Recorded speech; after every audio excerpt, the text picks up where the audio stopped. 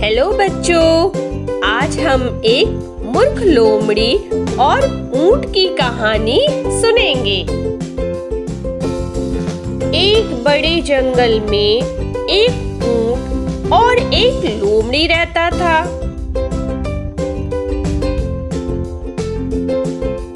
वो दोनों बहुत अच्छे मित्र थे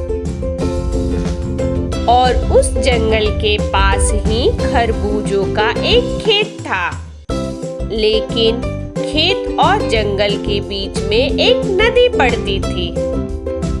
एक दिन दोनों ने यह फैसला किया कि दोनों नदी पार करके खरबूजे खाने जाएंगे। तो दोनों खरबूजों की खेत की ओर चल पड़े।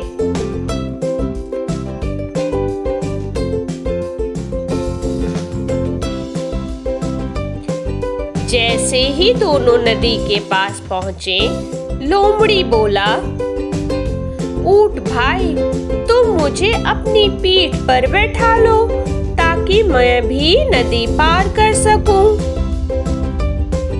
लोमड़ी की बात सुनकर ऊंट ने कहा, हाँ लोमड़ी भाई, बैठ जाओ, कोई दिक्कत नहीं है, मैं तुम्हें अपनी पीठ पर बैठा लूंगा।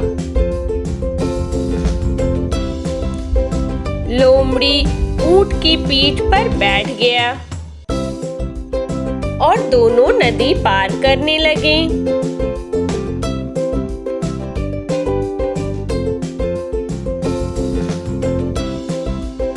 थोड़ी ही देर में दोनों ने नदी पार कर ली और खेत में पहुंच गए। जैसे ही दोनों खेत में पहुंचे तो उन्हें बड़े मीठे मीठे खरबूजे खाने को मिल गए। दोनों मजे से खरबूजे खाने लगे।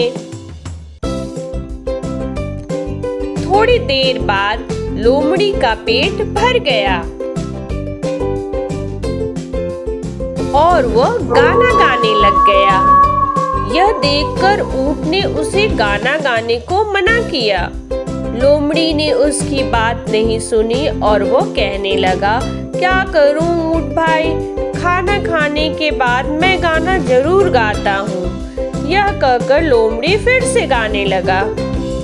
यह देखकर ऊंट परेशान हो गया और कहा, अगर तुम ऐसे ही चिल्लाते रहे तो खेत का मालिक आ जाएगा और हमारी बहुत पिटाई होगी।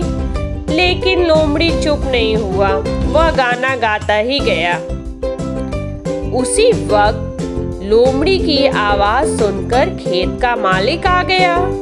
खेत के मालिक को आता देखकर लोमड़ी झाड़ियों के पीछे छुप गया और बेचारा ऊंट पिट गया।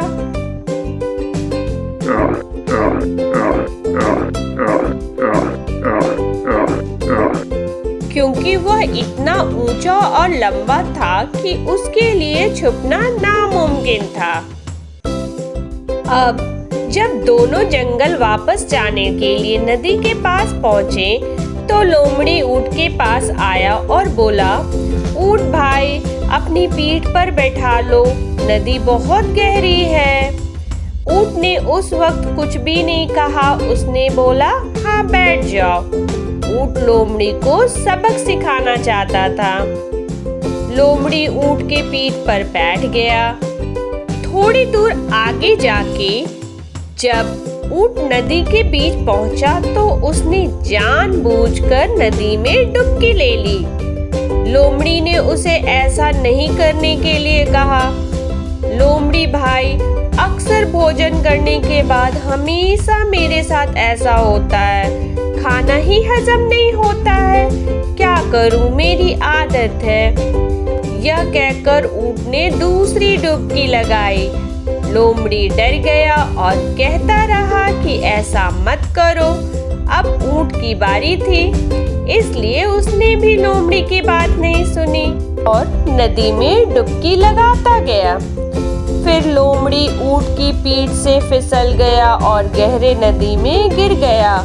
लोमड़ी नदी में डूब रहा था और उसे अपनी गलती का एहसास हो गया था। परंतु वह अपनी जान नहीं बचा पाया। तो बच्चों, इस कहानी से हमें यह सीख मिलती है कि हमें सबके साथ अच्छा व्यवहार करना चाहिए, क्योंकि हम जैसा करेंगे वैसे ही हमें लोग मिलेंगे।